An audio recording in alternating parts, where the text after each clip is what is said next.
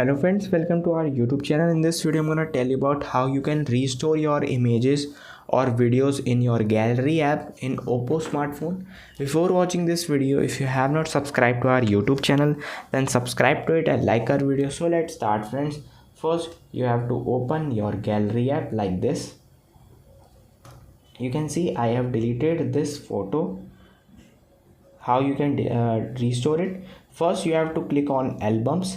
Here it is recently deleted. You can see, but just long press this image and click on restore, and this item is restored now. You can see this, and you can restore up to 30 days. After 30 days it will be permanently deleted. You can't restore it. I hope you like this video. If you like this video, then subscribe to our YouTube channel for more helpful tips and tricks videos. See you next time.